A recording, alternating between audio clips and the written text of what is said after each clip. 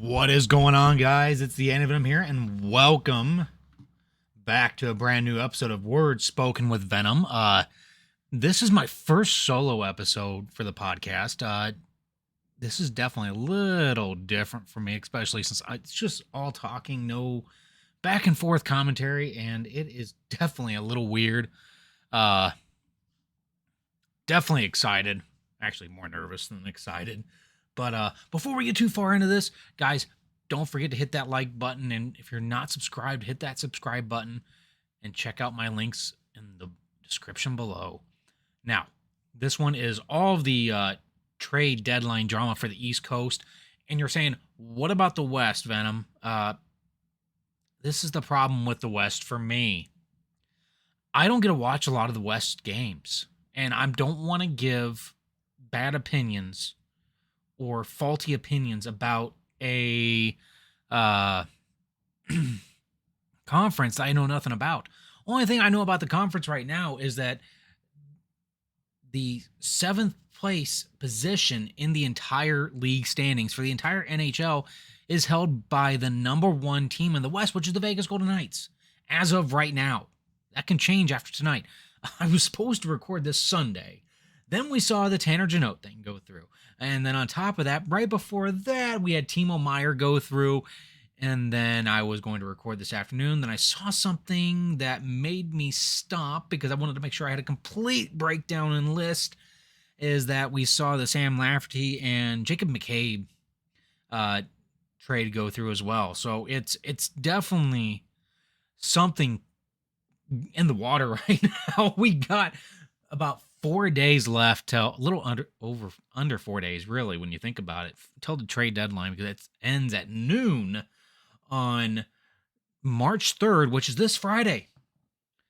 But following the trade deadline this Friday, I'm going to have a special guest on. You guys saw him on here in the first episode. As long as we can work everything out, Thrash 94 Gaming is going to be back once again for another episode, as we're going to break down some of the trades that have happened between the last few weeks, such as the O'Reilly and Tarasenko trades, all the way up to the trade deadline.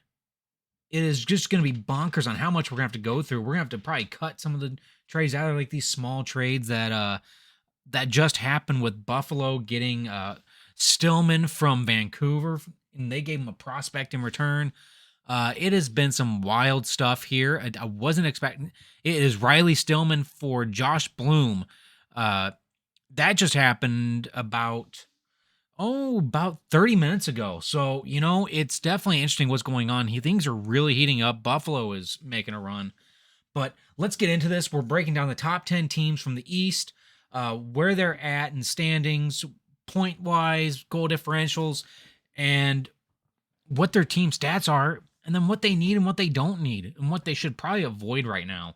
But this is just my opinion. I get to watch a lot more East Coast games and West. I do have a few opinions on what players should go where, and I have some kind of like little fantasy feelings that I want to get out there as well. I'd love to see happen, especially for Detroit, being a Red Wings fan, but I gotta be impartial as possible. I'll give my fantasy one at the very end because Detroit's the last place team on this list. I'm sorry, guys. I'm a little uncomfortable. My back has been bugging me. It has really been bugging me recently. So me being in this chair is not the best right now. But as promised, as I said on Discord, I'm getting this out and we're doing this now. To start things off, we got the Boston Bruins. They are sitting at 48-8-5 with 95 points. Holy shit. Who would have thought that the Boston Bruins were going to be doing that this year, especially after bringing back Krejci after, what was it, 2-year absence, I believe, or 1 or 2 year absence from Krejci. Bergeron taking a cheap deal. A lot of things going on there, but with their 95 points, they have a 95 goal differential going into today, which is March. I'm getting really far ahead of myself here. February 27th. As of February 27th, David Pastrnak is leading the team with 79 points, 42 goals, and 37 assists. That is leading the team in all major categories. Now, I didn't add in penalty minutes here, and I didn't add in plus minus. Did not think that was pertinent to this one right now, unless they were sellers, and then it becomes really pertinent. Who has the most penalty minutes and things like this? I with the Boston Bruins, they have made some they've not really made any moves at all this year. And that is a great thing to see a team that does not have to make moves to facilitate the growth of a team and the continued progression. Now, what I mean by that is like they didn't have to go out and immediately trade. I need another goalie or I need another defenseman. They didn't do that right off the bat. They just really re-signed what they already what they had.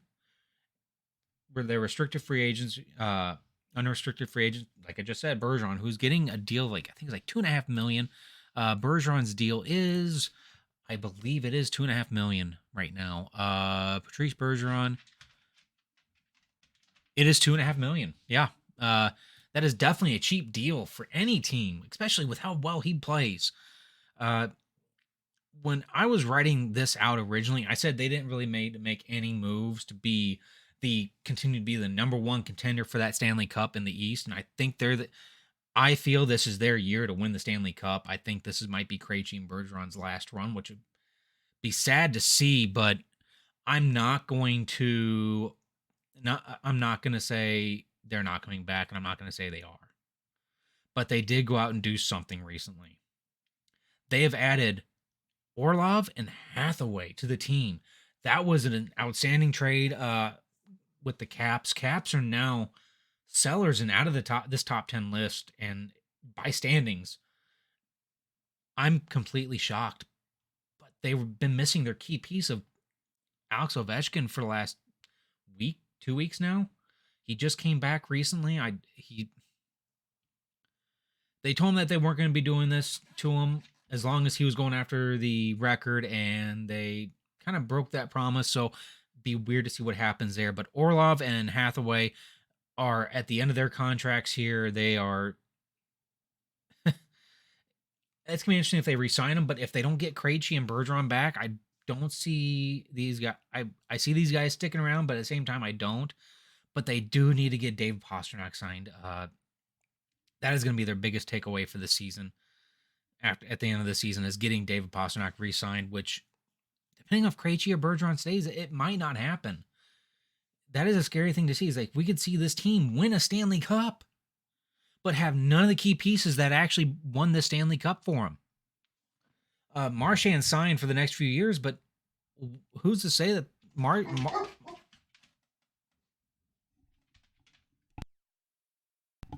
I apologize, the dog's barking. Kaya, she's always so overly defensive and protective of this house. It's not even funny sometimes. Katie's not home, so it's a little crazy up there right now.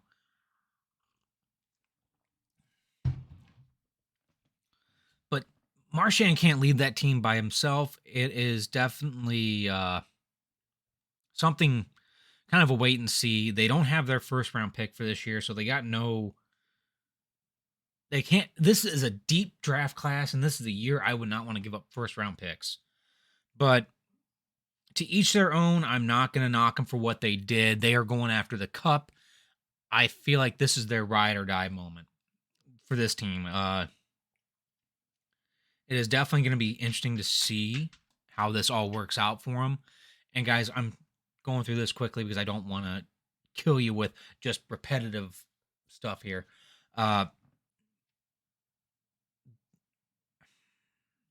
I hate to see this happen, but this team could be an immediate seller after this season.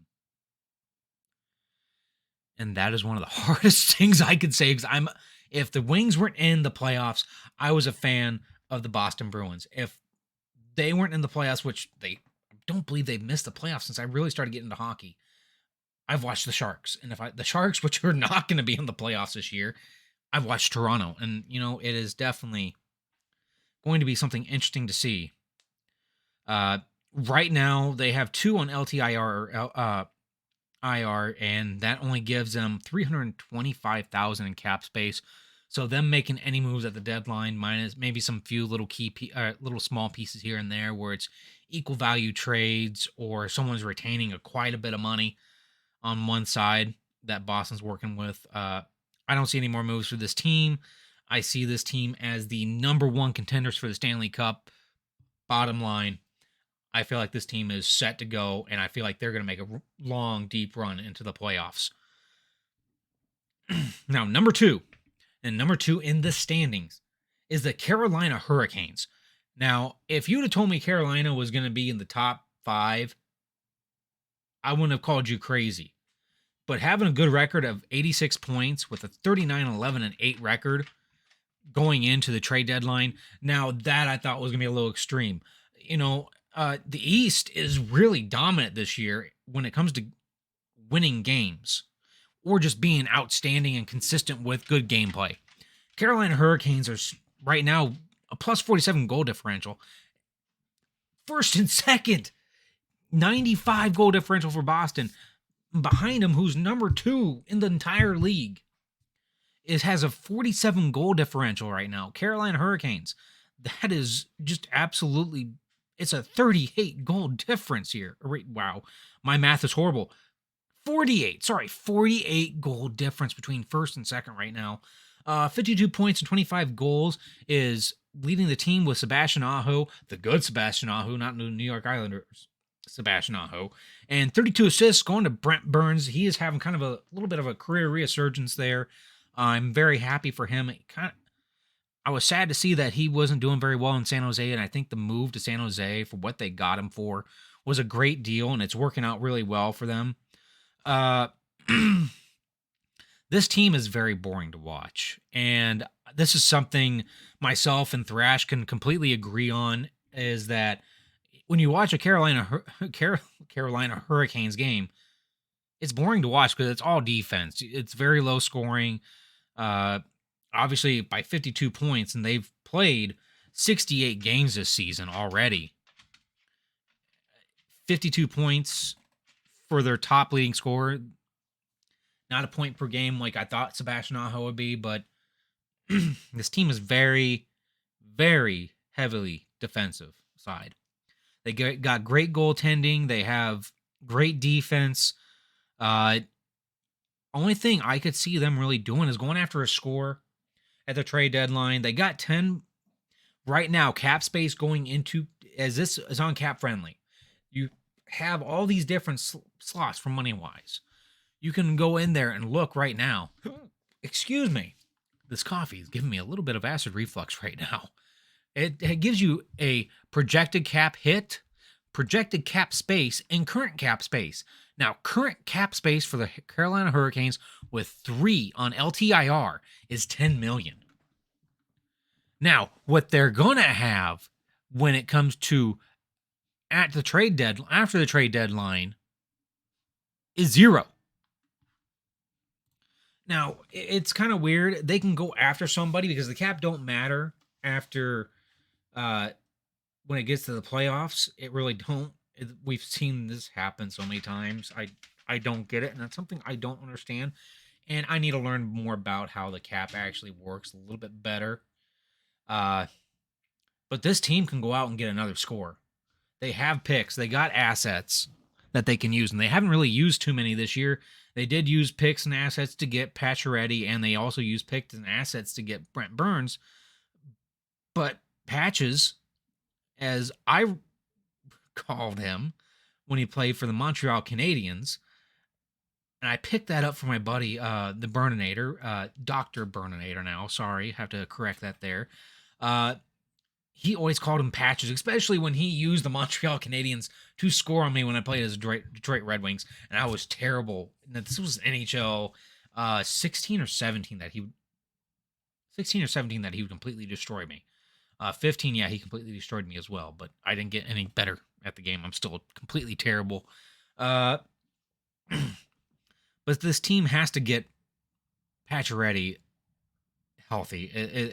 He has to stay healthy if he wants to be a contributor for this team. I'm hoping that he comes back, but that's just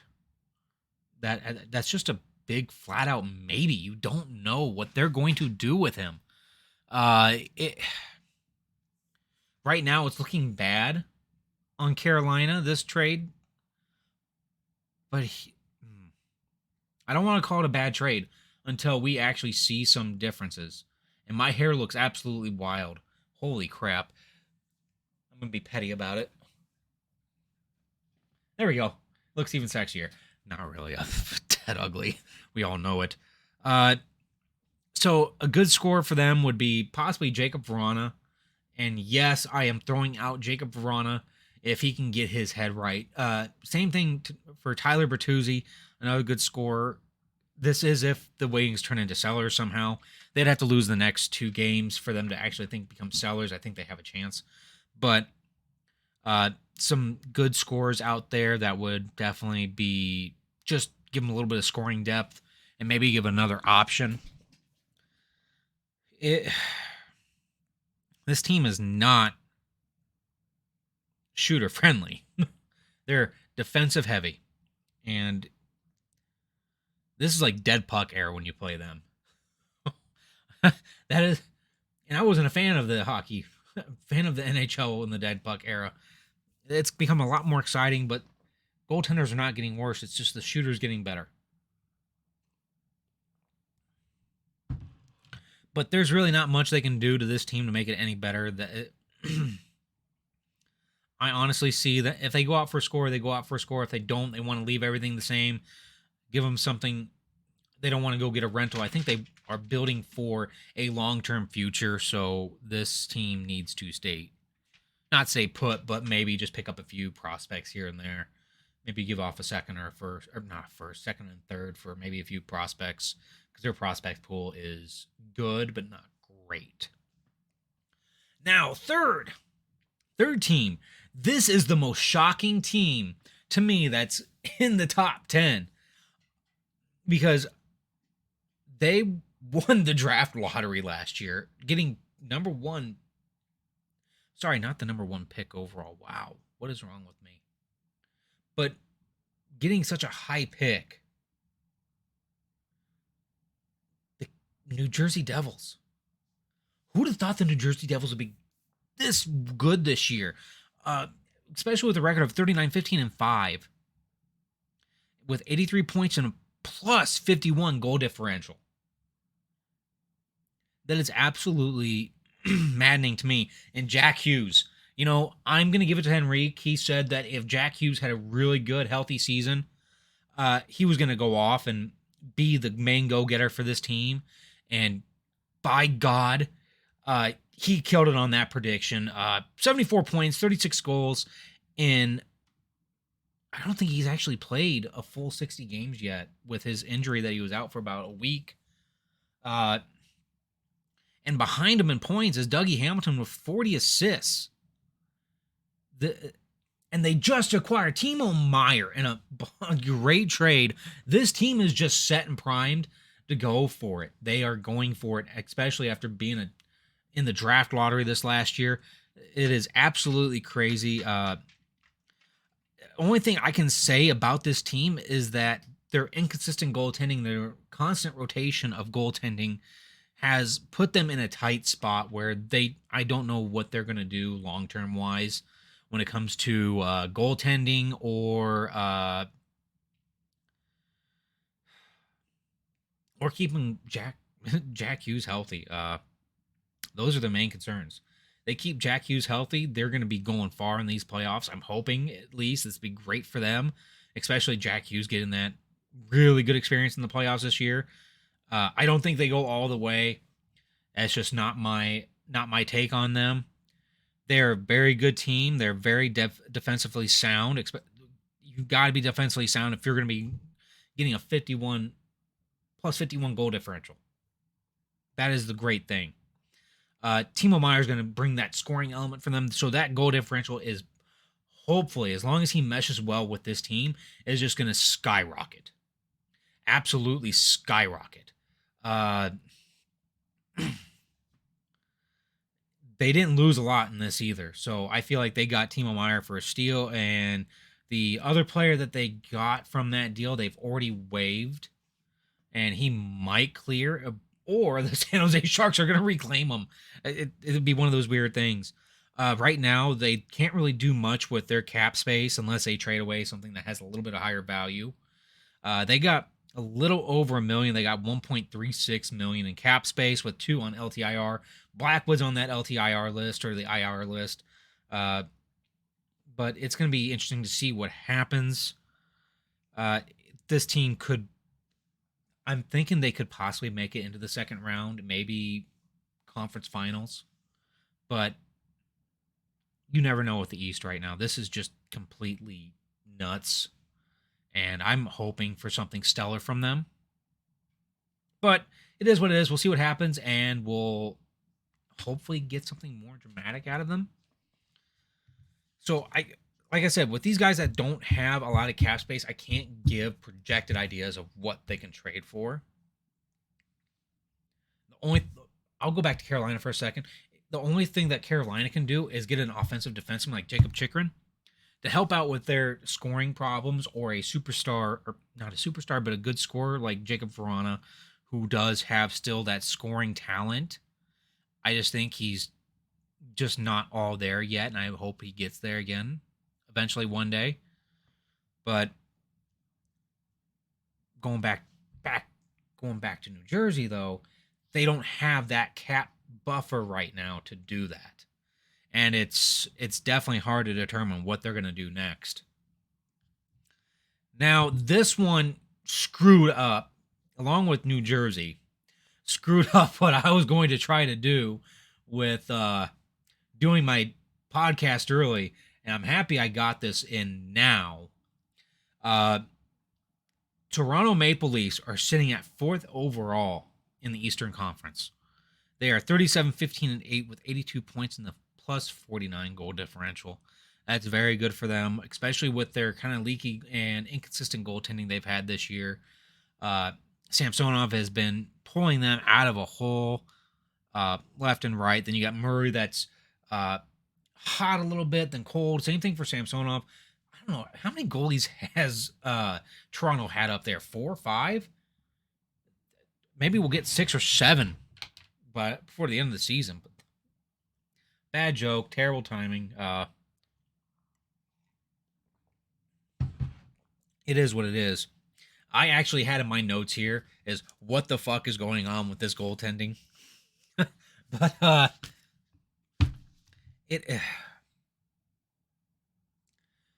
I cannot blame Kyle Dubas for the issues of the Toronto Maple Leafs and their goaltending issues.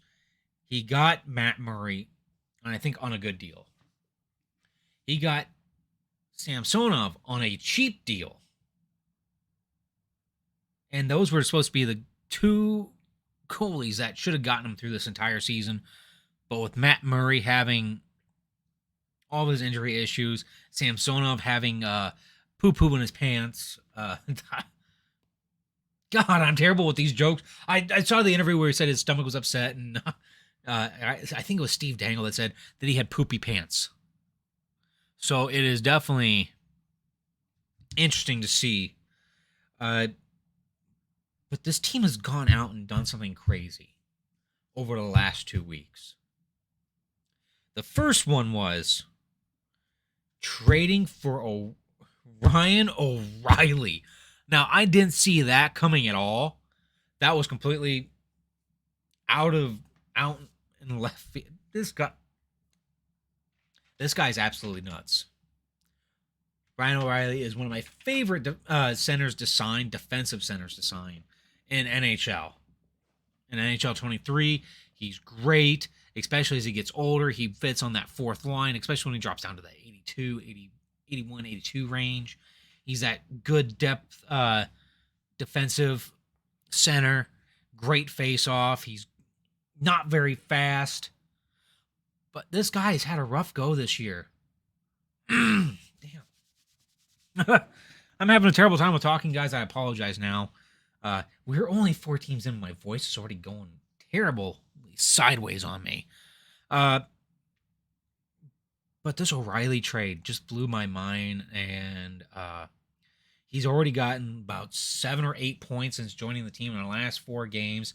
He should be one of the stars of the week for the NHL, but of course they went for McJesus, Connor McDavid, as being number 1 star. They had Ullmark as number 2, and I forget who the third one was, but it is what it is.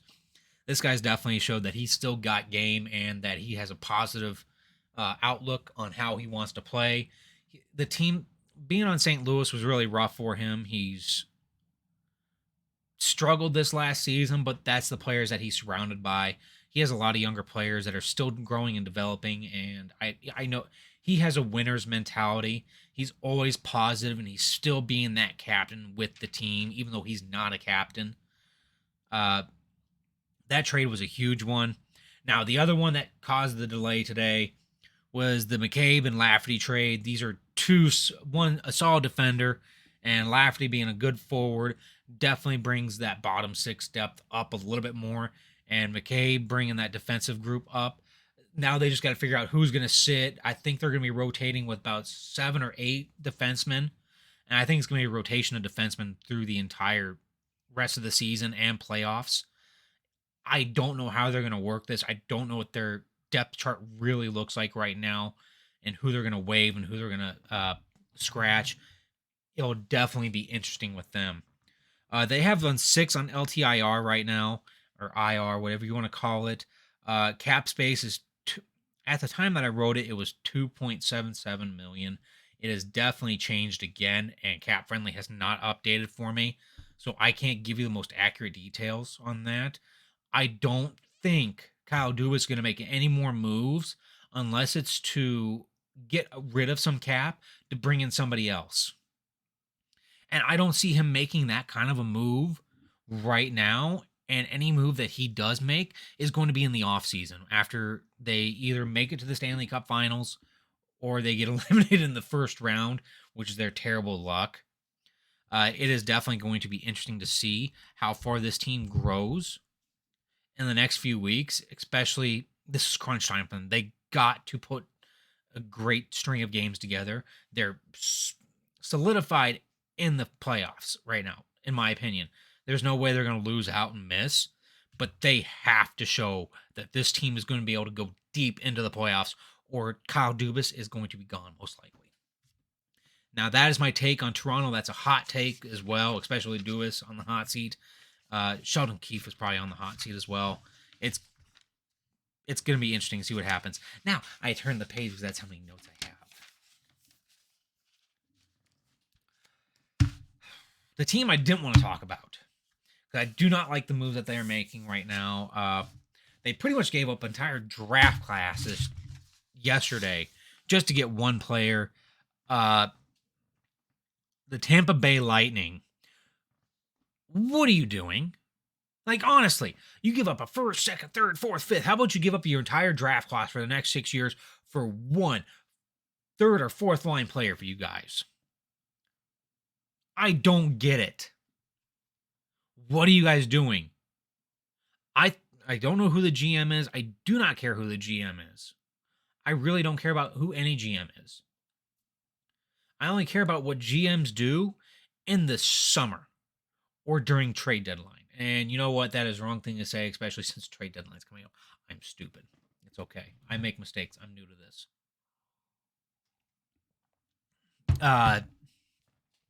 They have... This team could be so much better if they didn't sign a bunch of their players this summer to 8-year deals and strap themselves for cap space in the long run. I don't see Victor Hedman being able to re-sign with this team as his contract expires in the next few years. Steven Stamkos, when his contract expires, I don't think they're going to have the cap space available to sign him. I don't know what they're going to do. I really don't, and it's kind of scary to see what's going to happen to them, especially after Steve Yzerman built that castle for him. He built them a castle of longevity, and to see it start crumbling around them, like I see it happening. But what do I know? I'm just an armchair GM or a virtual GM, if you want to call it that as well, since I play a lot of franchise mode. Tampa Bay sitting at 37, 18-4 with 78 points, 36, plus 36 in the goal differential. Hang on, I got to go back here for a second. I did forget to mention For Toronto, 74 points, 54 assists, Mitchell Marner, and 33 goals for William Nylander. Those two have been doing phenomenal this year. Marner going on a hot streak. That was amazing. But going back to Tampa Bay, uh, 85 points and 62 assists for Kucherov. This guy's a goal scorer. I didn't think he was going to be the giving out those assists like crazy that he has been. It has definitely been something else exciting to see. As I realize I'm screwing up right now. What am I doing? What is going on here? I had some lighting issue. My lights just flickered, or at least it looked like that to me. I'm not sleeping a lot. I do have my remote in my hand as well because the game's coming on. I I gotta watch. I gotta have the Wings game on in the background for me. I apologize. You guys are seeing me on filter. I really do not care that you guys see my mistakes. You guys seeing my mistakes and no edits shows you guys that I'm okay with mistakes. It is okay. Don't be afraid of. I'm going to say this now. Do never be afraid to make mistakes because you learn from them. I should have been a little bit more prepared. Lucas Raymond is actually back in tonight. That is breaking news right there. Lucas Raymond is back in tonight. That is awesome to see. And we'll get more into him a little bit later because he'll be talked about a little bit. Like I said, these guys that are strapped for cap space can't do much unless they move things around. But 36 goals for the Tampa Bay Lightning goes to Braden Point. He's leading the team in goals. It's definitely odd to see Braden Point leading in goals. He's been more of a playmaking sniper. So his goals and assists usually balance out a little bit better. But Kucherov being that assist man right now is a great thing and is great for his development as a player. He's still young, and it's wonderful to see. But you just gave up your entire draft class and possibly prospects.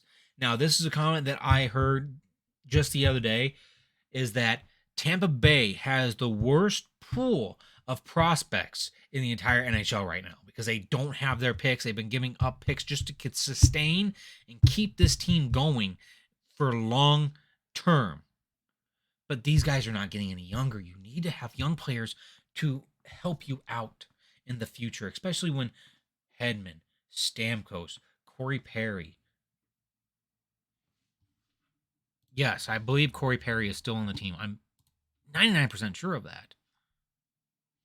Yeah, Corey Perry's on the team still, but he's making a mill. He's 37. He's 37.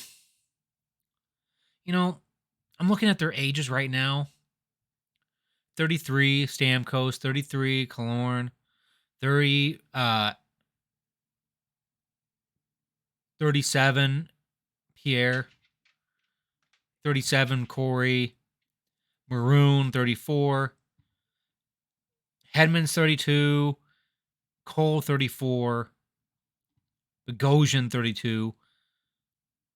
Like, their average age is Brian Elliott, 37. I don't know how much more he's got left in him. Brent Seabrook's on their long-term injury reserve. I didn't realize he was on there. Wow. But you guys hopefully are seeing what I'm saying. Is like they have so many older guys that they've got to prepare for the future. They got some young guys in there. Their average age is sitting at about 29, 30, almost 30. Hopefully in 2024, they got some picks to go along because they need to hopefully. I just got growled at from upstairs. This is just fun for me. I don't care that I'm getting distracted, but still, whatever. You need young players to refill this team as you older players start looking at greener pastures. Using an older term there. But this cap space, they got little over $769,000, $769,000, almost $770,000. One on LTIR, which is Brent Seabrook. Holy mother of God. I don't see this team making any more moves now, especially with their strapped cap. Uh, but we'll see what happens. Going on to number 6. This team is going to be beyond crazy if this finally goes through. And it is the New York Rangers. Spongy, this one is for you, bud. If New York Rangers can pull off this trade that's coming up here soon, this team, I have a feeling, will make it into the conference finals against the Boston Bruins. I feel it's going to be New York versus Boston in the end. I don't know. Maybe, whatever. It is what it is. I don't care. I would love to see these guys just battle it out. This will be a battle of the ages in my perspective. Right now, New York Rangers are sitting at 6th in the Eastern Conference. They're in the last spot of the. They're in that hot seat right now. Well, technically, they're not in the hot seat because the next one's 8 points behind them. But this team is doing good. 67 points, 48 assists. The bread man, Panarin. This dude has been nothing but looked down at and said this guy will never be a player. Proved everybody wrong, undrafted. What a phenomenal guy. Mika Zibanejad with 31 goals right behind him. This team is going to be a killer. They're just waiting on a little bit of cap movement here. And we'll see Patrick Kane moving over to the New York Rangers from the Chicago Blackhawks. This team is going to be, I don't know what this team is going to be, but this team is going to be just crazy. Ville Husso isn't. No. Oh, God. Magnus Hellberg's in net for us tonight. Play good defense in front of him. This team is going to be crazy good, but they have to wait for their cap to change after players clearing waivers, trades going through. They have to get him. They need those extra points, but they also need to make sure Trouba he's a good boy. He's gotten ejected for silly things that are stupid. He's the most targeted defenseman because he's an old school hitter, and I love the way he plays. And yes, I'm doing a little bit of fan service to Spongy here, but this team is phenomenal. This team could potentially be a conference final team. However, right now, with pending of Patrick Kane coming over to the team, their cap space is sitting at $1.759 million. 0 on LTIR or IR. Definitely going to be interesting to see what happens in the long terms for this one. I don't know if Patrick Kane's going to resign. I don't know if Tarasenko is going to be resigning. They're both in their last years of their deals. This team could fall apart after this season. Don't know. I'm enjoying my Batman cup. No, Batman. But this team is 34-17-9, as I said earlier, 77 points with a plus 33 goal differential. And it is the goal differential is about to drop off here in a second. You guys are going to find this absolutely hilarious how much these goal differentials drop off once you hit the wild card spots. Why I did the top 10 was I wanted to make sure the first 2 wild card spot teams made it in there, and the second 2 teams that are really close to the wild card spots. If this was not a close battle for wild card right now, it'd have been only top 8. But it is what it is. This, like I said, final thing on Rangers. Excited to see what they do. Really excited. Number 7. And this team, I hope, can make it, but at the same time, I'm rooting against them a little bit. The New York Islanders with 31, 25, and 7, 69 points, plus 9. Like I said, this is a huge drop-off. This is a 24-goal differential drop-off from 7th to 6th. That is huge. Absolutely huge. Now I'm checking my phone because I got a call that's supposed to be coming in. Hopefully it does not come in anytime soon. I put it on the charger because it's about dead. 60 points, 27 goals for Nelson. Nelson has been doing great for this team. He's still a good player, especially in his older years. Uh, I I believe Nelson is 34 right now. No, 32. That's my guess. I never remember ages very well. I'm terrible with ages. Why am I spacing on where? But and then you have Matthew Barzell, who's going to be on his new deal this next year at $9.5 million. Going back to Nelson real quick. Nelson is 31. So I am sorry, he is 1 year younger than I thought, but still producing at a pretty decent contract at $6 million.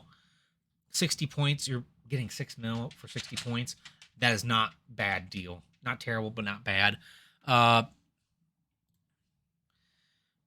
going on a new deal at 9.5 this next year. Hopefully he continues.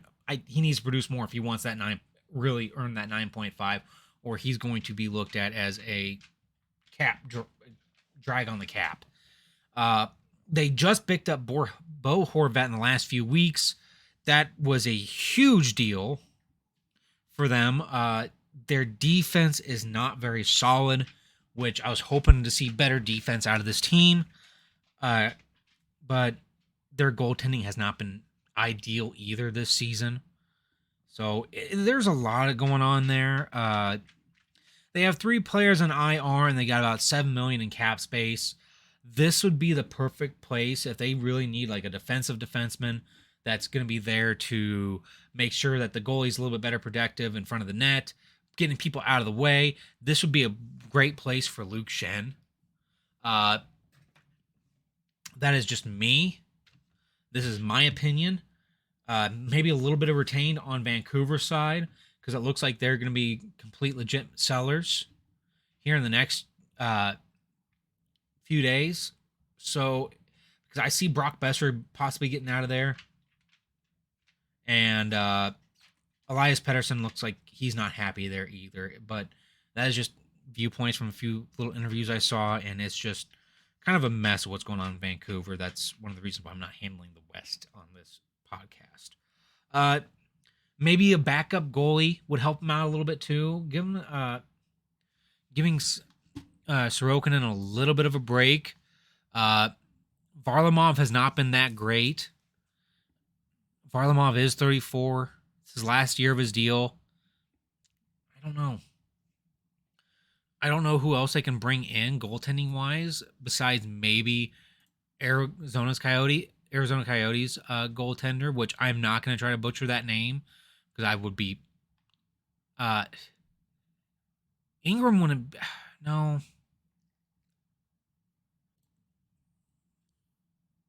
Carol. I don't. Yeah, I'm not going to butcher that name, but the dude has been solid for not having good defense in front of him. And, that'd be a great pickup for them, especially if they can show that they can play better defense in front of them. But as I said, this team should be pushing for D-man, maybe just better defensive help.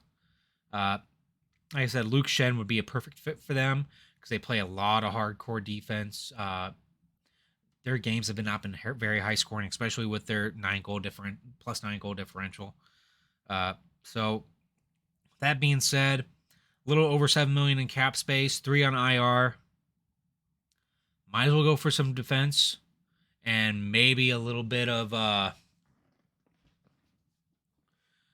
maybe a backup goaltender that can be a little bit more of a help. Now let's go to a team that I kind of bashed a little bit last week, or this in the last podcast.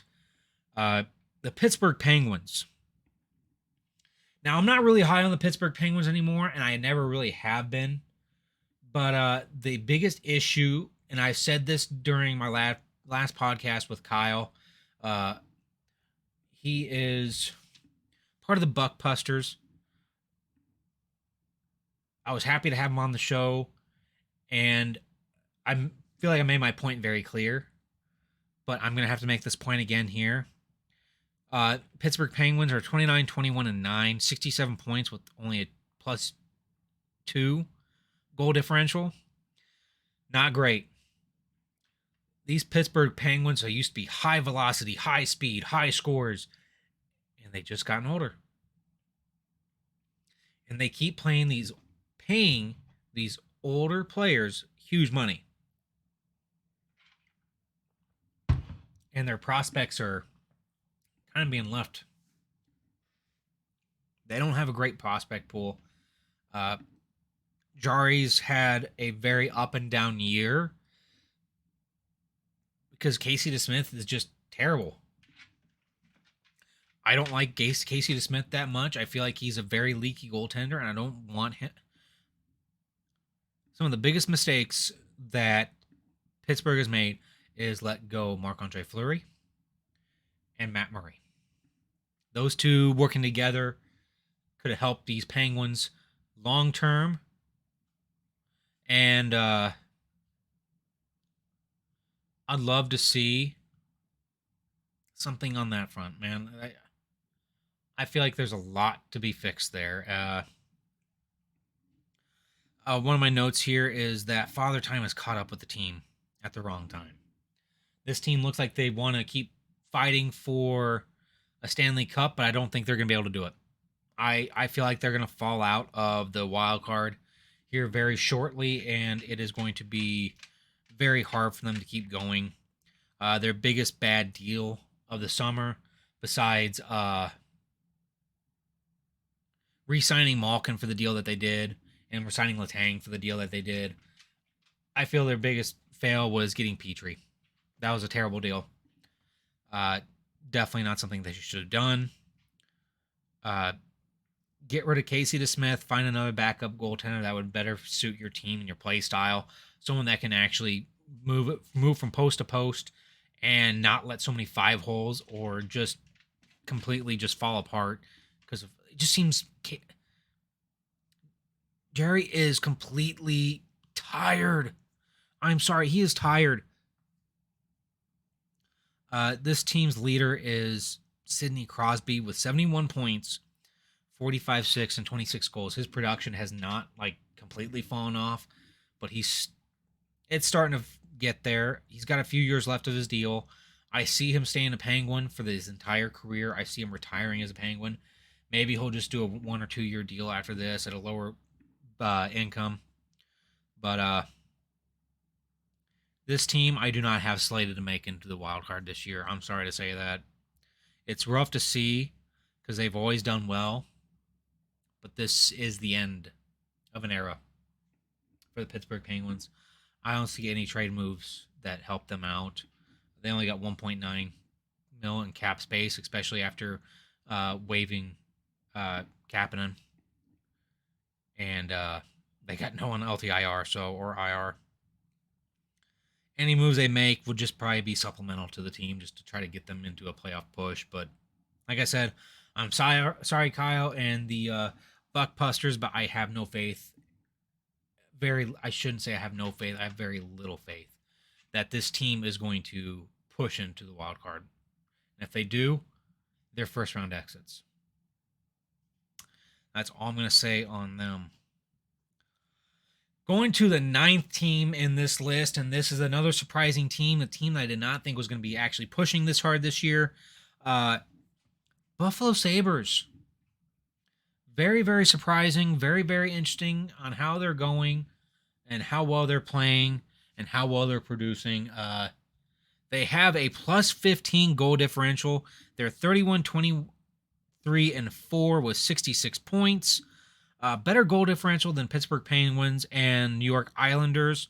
And our last place team here, which is the Detroit Red Wings, who actually has a -5 right now. Yeah, -5 goal differential. Yeah, that's absolutely terrible.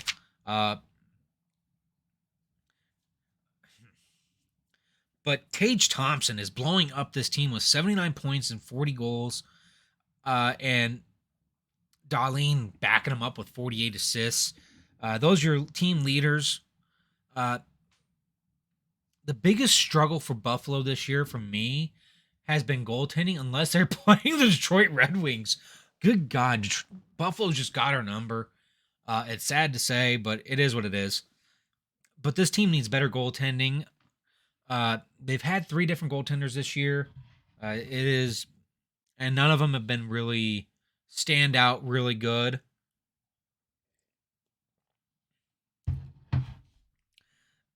And anybody that they pick up, goaltending wise or defensive wise, try to make their playoff push, is going to be a rental. And that is because they have right now, going into deadline cap space, they have 17 million. Now, most of these contracts that they've signed for all their players this last summer or throughout the season has been for extensions on players like Tage Thompson, who's going to be making, I think it's like 8 or what is it, 7 million? Is absolutely, yeah, they're the bottom of this list right now. Jeff Skinner's making 9, Kyle Okaposo's making 6. But looking at Tage Thompson, 7.1 for the next 7 or 8 years. Then they re-signed Cousins for 7.1. They have Samuelson that's also been re-signed for 4.285. It is definitely interesting to see. But they have quite a few guys coming off of their contracts this year. My voice is starting to go, guys. I'm sorry. It's kind of getting a little scratchy. Hopefully it is better for this weekend's podcast.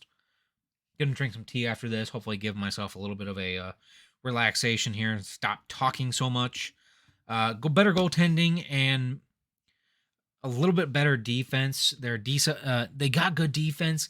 It's just that they're young defense. They're growing and learning defense. It is definitely great to see how much they have grown over the last few years. I'm excited for this team. This team could be a Stanley Cup finalist and contender in the next 2 to 3 years. Phenomenal. Phenomenal from being a basement dwelling team for years. Years. To being contenders again. Love seeing it. I'm happy for them. But with 17 million in cap space, they can afford to make quite a bit of moves. There's no real move I can actually see besides getting a great goaltender. But they already have 3 on their roster.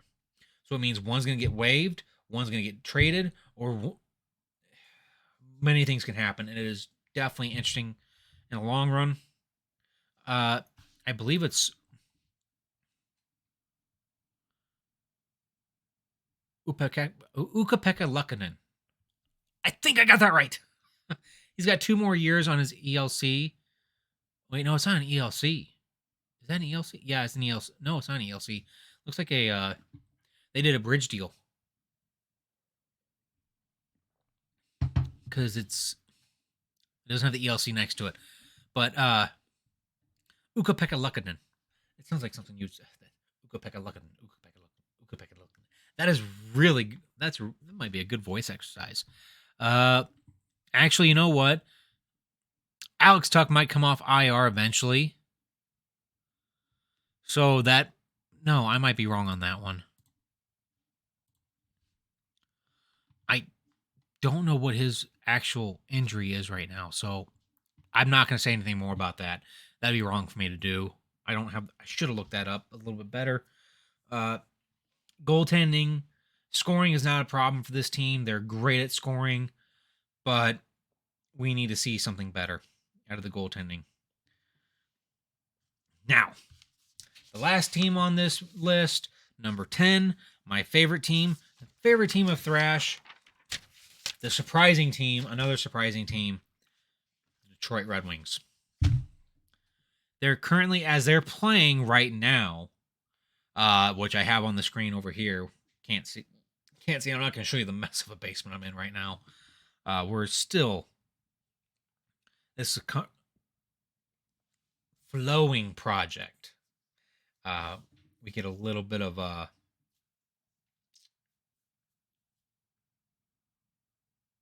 we just haven't had time. We've put in the kids first. I have no kids here right now. One's with another parent. I'm divorced. I don't get to see my son all the time. So he's with his mom. I get to see him Wednesday and Thursday, and actually I get him Wednesday through Sunday this week. So yes. So I'm excited for that. I'll be taking him to the Red Wings game on March 8th against the Chicago Blackhawks.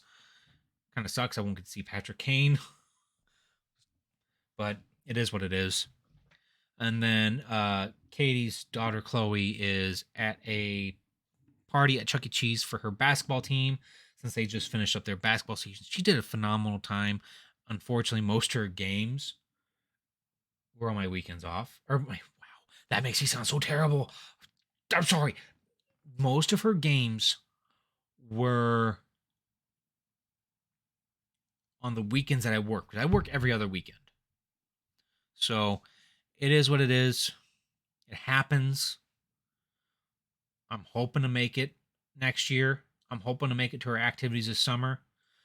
We are getting a new basketball net for her so that I can help her. I'm not a basketball player. I never was. I can at least help her, give her someone to work with, something for us to bond over. Michael's and Ike will be working on hockey, which never played, never got good at it. I can skate. I can shoot pucks. That's about it. My skating's not good, though. But let's get into the Detroit Red Wings. Let's talk less about me and my life. Maybe we'll make that an episode. If you want that as an episode, we talk about me, and I have a guest on. We talk about my life. We talk about their life.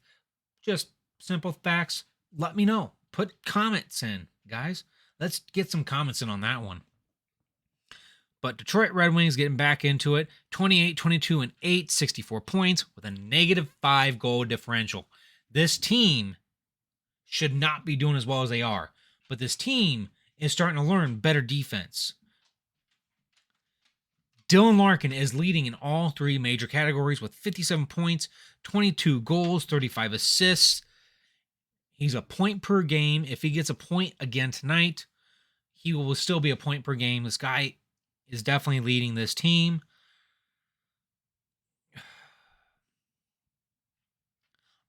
I said I'm going to be impartial about this. This team needs goaltending. It cannot be on Hellberg to be the backup goaltender. Ville Husso should be tandem goaltending with somebody else, or at least have a backup that he can rely on. Hellberg is not that backup. So one of my moves I would make is bring Nedeljkovic back up. He's doing pretty good down in the AHL right now.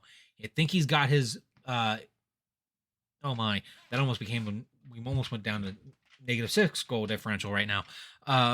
But hopefully bringing Nedeljkovic back up. Yes, it's a bigger cap hit. And Detroit Red Wings score. Looks like Bertuzzi, which we'll talk about him in a minute. But goaltending has been an issue for this team, but so has the defense in front of those goaltenders. Ville Husso is just a phenomenal goaltender. He has done nothing but stand on his head all season, and he's gotten shit on for it. And this is what makes me mad about this team. This team should be competing, and they are now, but they shouldn't have been lackluster as much as they have. Dude, I'm not going to get myself riled up. Like I said, I need to be impartial about this, and that's what I'm going to do. We need a superstar scorer, and we need a backup goalie that's going to be actually able to help Ville Husso and take some of that stress off him. Thankfully, he's not playing tonight, so he'll be ready and rested for tomorrow's game against Ottawa again because that's their makeup game. This team can go either direction. If they win tonight, they are going to be... They got to win the next two games, I feel like, to be buyers. But if they lose the next two games, they're going to be sellers. It's just going to be all about where we're at.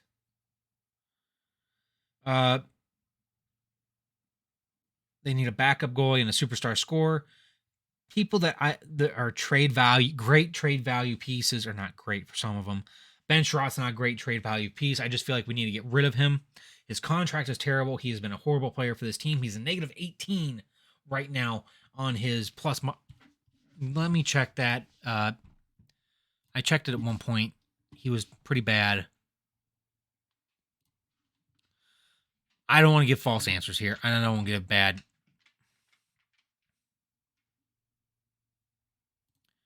Ben Sherratt's a minus 20 with 41 penalty minutes. That is not somebody we need on this team. He does. This team, it's a player that they need to get rid of and hopefully move on from. And I'd love to see something move, especially if we want to be winners. If we're sellers, I can see them moving on from Bertuzzi and Verona. Give somebody those good goal scorers. They need the Bertuzzi's a very much more of a get in your face, dirty goal scorer, and you got Jacob Verona, who is a sniper. But if this team is going for it, and I think they'd be more a conservative buyer to an extent, they need a little bit more out of their power play, and their penalty kill has been good this year, to better than last year. Everything about this team has been better. That is a bottom line. Larkin needs a new contract. That is what's concerning me, because he does not have it. Now, he could be a huge trade piece, and I would hate to see it happen, and he waives his no trade clause. But I also can see it happening depending on the situation, because he loves playing with Bertuzzi. That's one of the things he's always made clear. He loves playing with Bertuzzi, and to get Bertuzzi to come back, I think they'd have to get Bertuzzi at a discount. They're right now sitting at $6.227 million in cap space with 2 on IR. And they have a few players that are buyouts. They got about $3 million in buyout right now. It'll be definitely interesting to see what happens with this team. But I don't see, if they make the playoffs, great for them. But they're going to get blown out by the Boston Bruins. Point blank. Whoever they play first round, they're going to get blown out. And that is it for the actual talks of where these teams are at. Like I said, I don't want to talk about Detroit too much. They're playing right now. I don't want to. Fantasy trades, we'll get into some fantasy trades I'd like to see real quick before we end this off. So a fantasy trade for Carolina would be going out to get Jacob Chikrin. Get a little bit more offensive defense out there. Be a great move for them. Jacob Chikrin needs to get out of that Arizona team, especially he knows how to play on a bad team, but he needs to learn how to play on a good team. That'd be definitely interesting to see. New Jersey Devils, I don't have really anything. They got their. This was gonna be my fantasy trade. Was Timo Meier? They already did that. Awesome. Boston Bruins maybe picking up somebody like Ryan Reeves. No, they don't really need a Ryan Reeves. They got Brad Marchand. Maybe getting. Man, I don't really know what Boston really needs. They don't really need anything. They've done it all. Toronto. They got to get rid of Wayne Simmons and actually pick up a player that can be that scummy player. So, Tyler Bertuzzi. That'd be my go-to place to send him. Get that guy that can be scrummy. He would be a great playoff player, I think. That is going through the top 4 so far. Tampa Bay. I don't know what they need. They don't have any room to move. If it was unlimited cap space, I could see somebody like. They got, that'd have been another good piece that I would say is a fantasy one. I got a lot of things scratched out here on my notes, and it's absolutely ridiculous. I got dogs running around upstairs right now. And it's absolutely hilarious because they're having fun. New York Rangers about to get the fantasy trade I've been thinking about all season, and that is Patrick Kane once their cap space clears up. Pittsburgh Penguins needs to get rid of Petrie and get Jacob Chikrin and not retain any of that salary and have them retain on Jacob Chikrin, even though it's not that much. Jacob Chikrin's making about 4.5 to 5 mil right now, which is not a bad deal. It's a very good deal. They're probably gonna have to send a first round pick and maybe a second and a prospect, whatever prospects they have left. Islanders, I've already said it earlier, they need better goal scoring. A lot of these teams that need better goal scoring, you know what? Since I'm going to say this, Pittsburgh, go get Marc-Andre Fleury back. Trade, since Minnesota is looking like they're sellers right now, the way they're retaining cap and picking up prospects, or not prospects, but draft picks, go after Fleury, bring him back. He'd be a great playoff goalie for you guys. I think he'd be able to hold it together for you guys in the playoffs.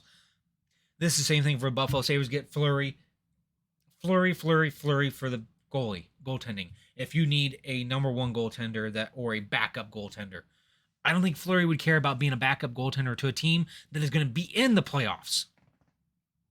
That is just my opinion, and I'm getting really heated about it. I don't know why. So, final one for me was my fantasy trade before it got blown up. I would like to see Erik Karlsson go to the Detroit Red Wings at 50% retained. Send them Ben Sherratt and a 2024 conditional first and a 2025 conditional first and our second round pick for 2023 that belonged to St. Louis. For Erik Karlsson, send them Ben Sherratt and just to get that offensive defensive scoring. He's also still a solid defensive player as well. Another fantasy trade to Detroit would have been Timo Meier, but that would never happen now because that's unless he decides not to re-sign with New Jersey, which is a big possibility. There is no deal there for an extension. One final trade I can say for Detroit is, and if this is a seller, send a Bert to Tampa Bay, not Tampa Bay, but Toronto, and then Jacob Verana to Dallas. You're gonna have to retain some on Verana to Dallas, which is just 2 years. Ain't that big, or another year, no big deal. Probably retain about $1 million and a half, closer to maybe 2, because he's making a little over 5. And then none of our prospects are available. Our third best prospect, I believe, is as good as some of these teams. Number 2 prospect overall and number 1 prospect overall. That's how well this team's drafted. But this team's been hit or miss. We'll see what happens. But guys, that is it for my wild out there predictions and feelings and outlooks on things. I hope you guys have enjoyed this. I love doing this, and I hope you guys are doing well. Don't forget to check out my links below. And I heard a growling. Sorry. I was hoping it wasn't me a bark. Thankfully it wasn't. Don't forget to check me out next time, because I'm going to have Thrash 94 Gaming along with me on the next one. We're going to be going over what has actually happened. We're going to go over what we think of all these picks.